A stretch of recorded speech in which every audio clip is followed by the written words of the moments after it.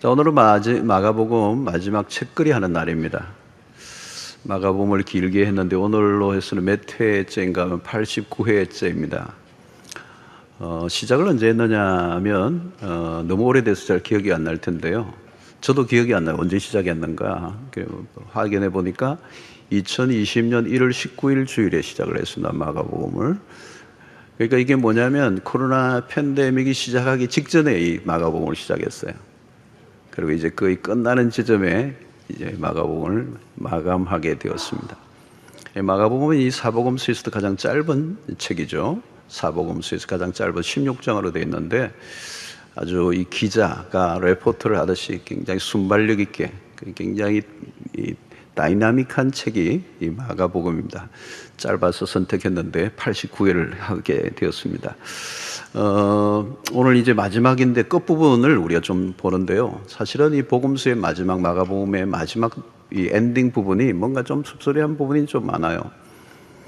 특별히 이제 실제적인 내용은 이 16장 8절로 다 끝나는데 뒷부분이 이제 조금 이제 덧붙여져 있는 마지막 얘기가 오늘 우리가 다룰 얘기인데, 사실은 이 복음서의 마지막에 제자들의 모습은 좀 실망스럽습니다. 왜냐하면 예수님과 함께 3년 동안 공생에 그처럼 지옥 같은 설교를 듣고 또 얼마나 많은 기적을 체험했습니까? 눈앞에서.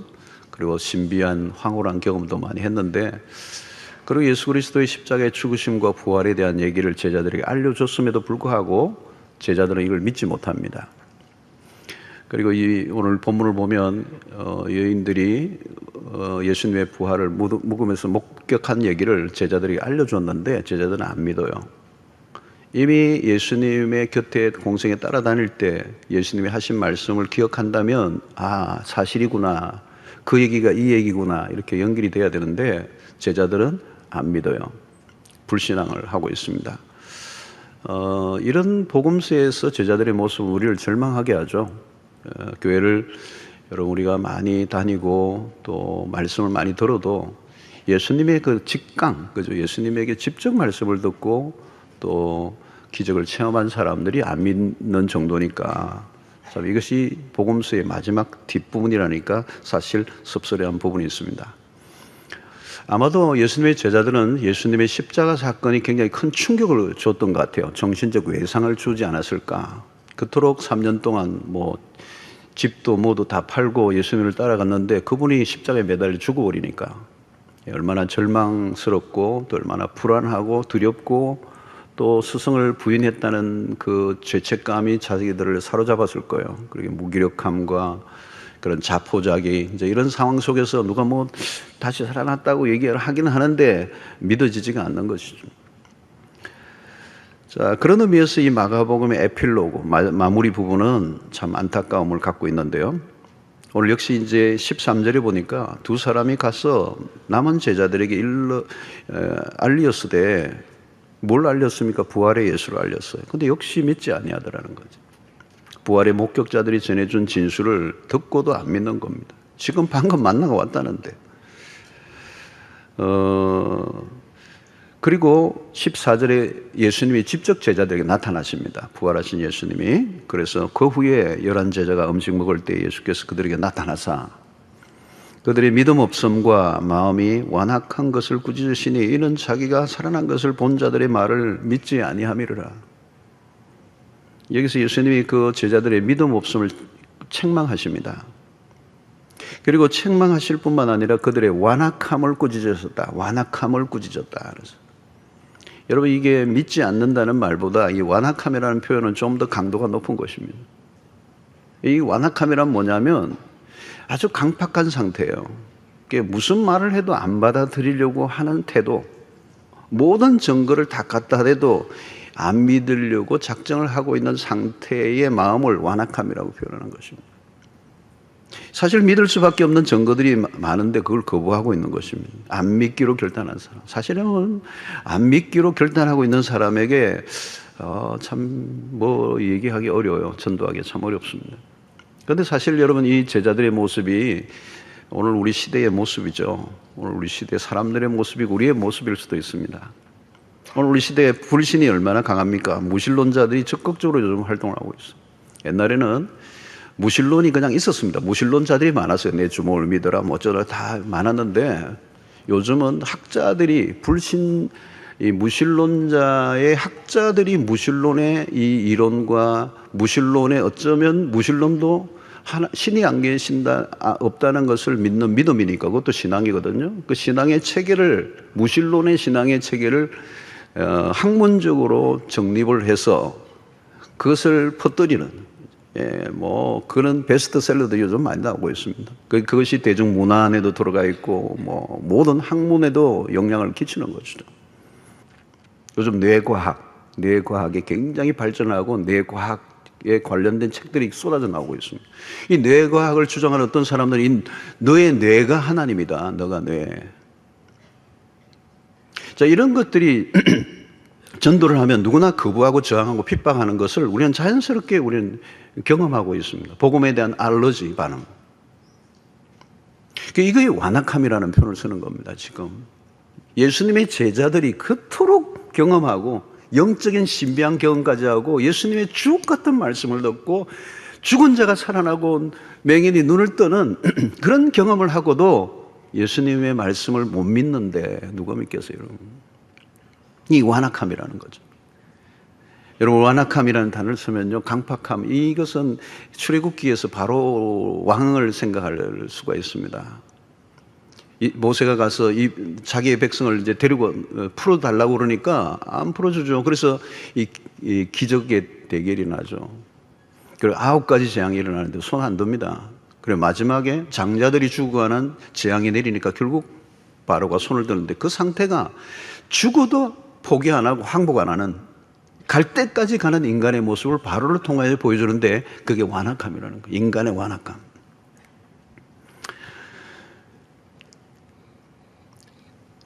사람들은 쉽게 항복하지 않고 버틸 때까지 버티는 것입니다. 사람들은 하나님의 존재를 과학적으로 증명하라고 얘기합니다. 믿고 싶지 않다는 얘기입니다.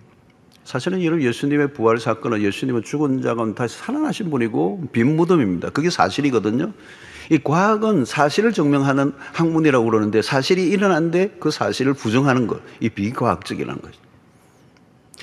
여러분, 복음을 우리가 전하는 것이 이렇게 쉽지 않습니다. 믿지 않는 거죠. 불신으로 가득하고 적대적인 환경이 가득하고 어떻게 보면 전도하는 게 불가능하고 예수를 믿는다는 것이 사실은 우리의 현실에서는 쉽게 일어날 수 없는 일처럼 보입니다. 그런데 한 가지 질문이 생기는데 그게 뭐냐면 복음에 대해서 이렇게 격렬하고 사람들이 거부하고 저항하는 세상 가운데서 어떻게 복음이 오늘 우리에게까지 확장되어 왔을까 하는 것입니다. 2000년 기독교 역사 속에 환난과 핍박과 시련이 얼마나 많았습니까? 교회 역사는 순교의 역사라고 얘기하고 복음을 전하다가 숱한 사람들이 죽어가는 그 역사를 볼 때 도무지 이 복음이 옆으로 전파되기 어려울 것 같은데 어떻게 그럼에도 불구하고 기독교는 확장을 거듭해 왔을까? 여러분, 역사를 보면 복음은 멈추지 않고 전파되어져 왔습니다. 신기하도 복음이 들어간 곳마다 문명의 꽃을 피우고 지금도 여전히 복음이 확장되는 나라와 문화들은 계속되고 있습니다. 사실은 역사를 보면 복음은 계속 움직인다는 것, 서진해 왔습니다. 오늘도 우리 교회 안에서도 마찬가지로 예수를 믿을 것 같지 않았던 사람이 예수를 믿고 교회에 등록하고 삶이 변하는 것을 지금도 우리는 계속 보고 있습니다. 우리가 길거리에 나가서 복음을 전하면 짝짝 찢어버리고 때로는 욕하고 핍박을 하고 예수를 아무도 믿을 것 같지 않아 보이는 현실을 맞이하지만 직장에 가면 정말 예수 믿는 사람이 보이지 않고 전도를 해도 조금도 먹히지 않는 것 같은데 복음은 계속 확장되고 있고 예수 믿는 사람은 지금도 계속 늘어나고 있어요. 여러분, 믿음을 가진다는 것은 우리가 하는 일이 아닙니다. 성령이 하시는 일입니다. 정확한 표현을 쓰면 내가 믿는다, 내가라는 주어를 쓰는데요, 내가가 아니에요. 하나님이 나로 믿게 하신다는 거예요. 겉으로는 내가 믿는 거지만 실제로는 하나님의 설득이 먼저 있었던 거죠. 어떤 사람이 전도를 했던, 또 한 사람이 전도했다는 말은 그 사람이 누가 전도해서 나온 게 아니에요. 수 없는 과정과 사건과 환경과 사람들을 통하여 다양한 형태로 그 사람을 설득하시는 하나님의 손길이 있었어요. 내가 믿고도 잘 안 믿어지는 일이 나요. 오늘 보니까 내 주변의 사람들이 다 예수를 믿고 있는 거예요.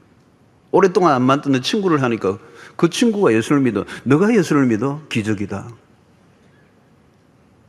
여러분, 사울이라는 청년이 그랬습니다. 예수 믿는 사람들을 잡아가두고 스데반 집사를 죽이는 일에 가담을 했던 핵심 인물이었습니다.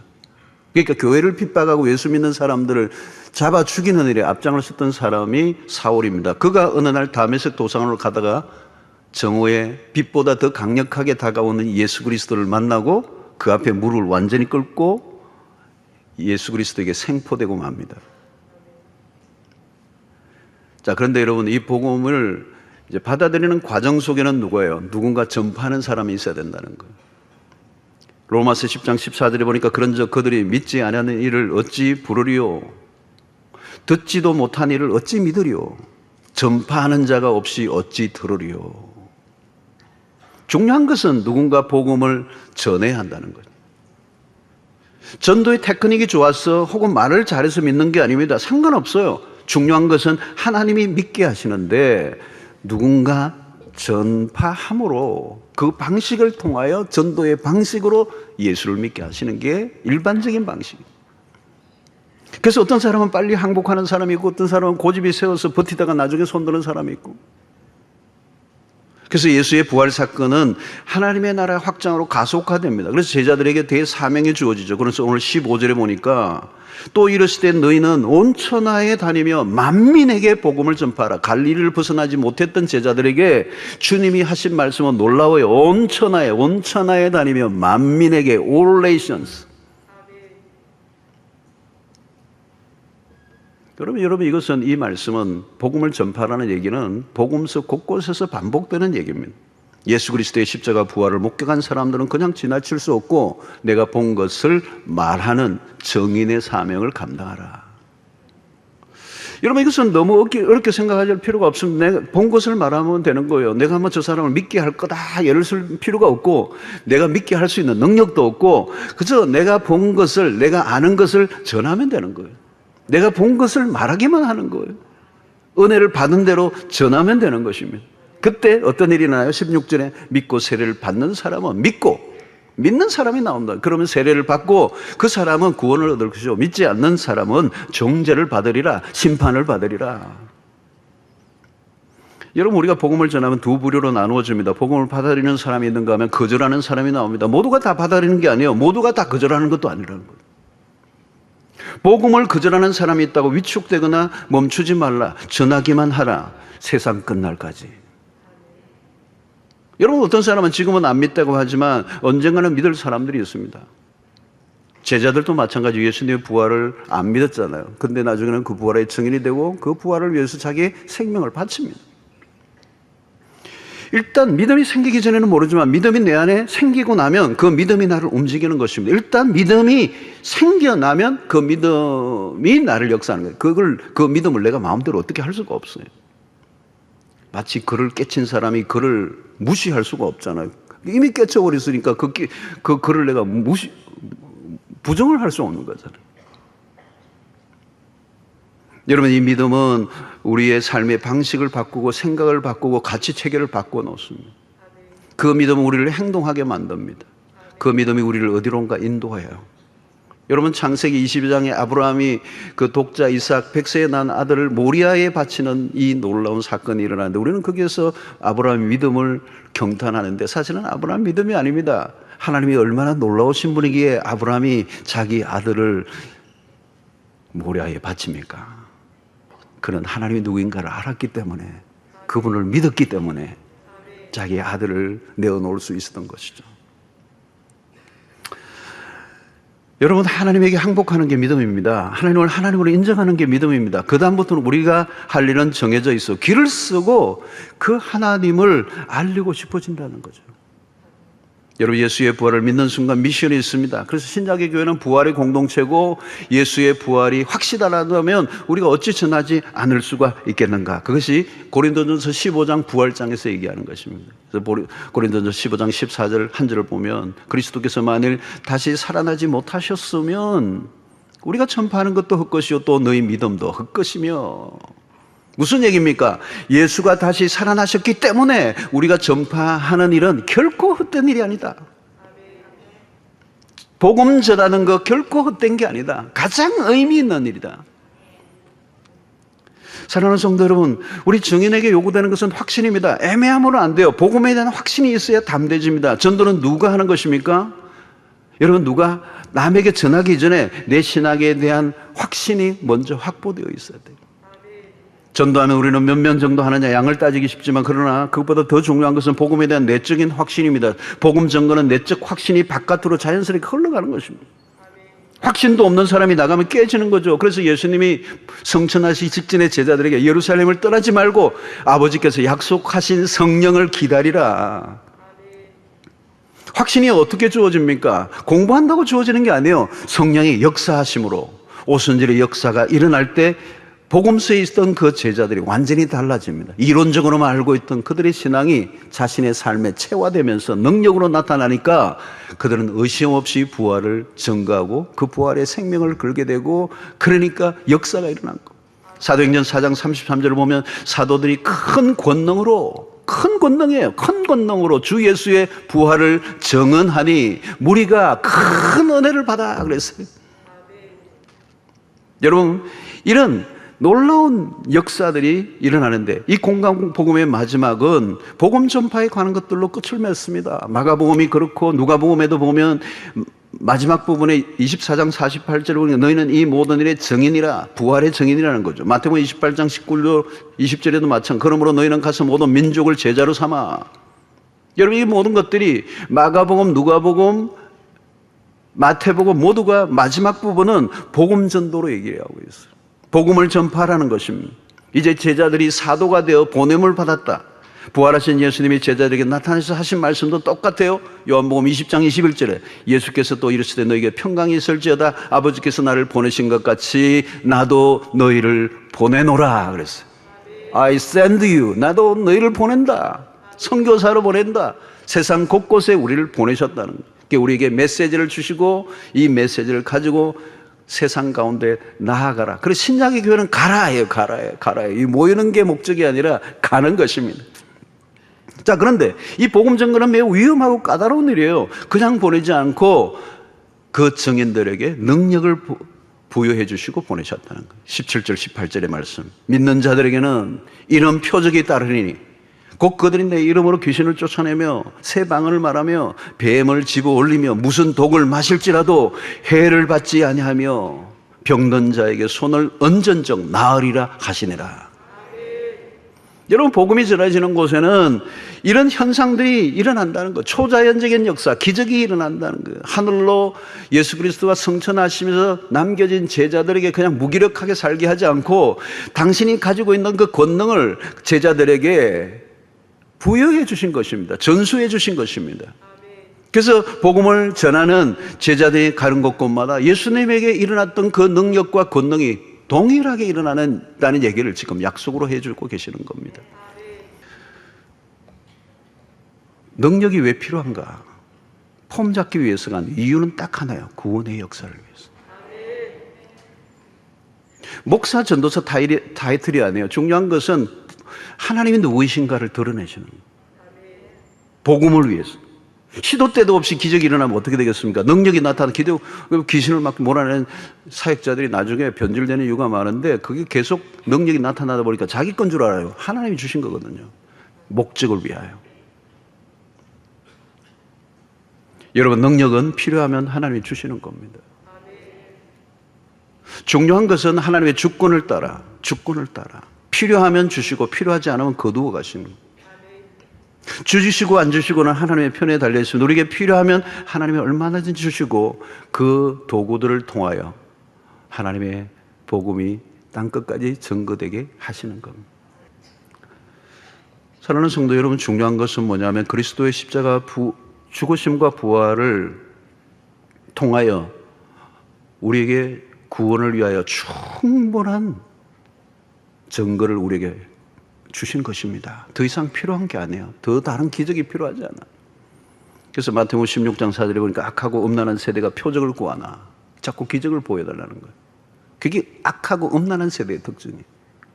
요나의 표적밖에는 보여줄 표적이 없느니라 하시고 그들을 떠나신다. 이 요나의 표적이 뭔지 아세요? 예수 그리스도의 십자가와 부활 사건을 얘기하는 거예요.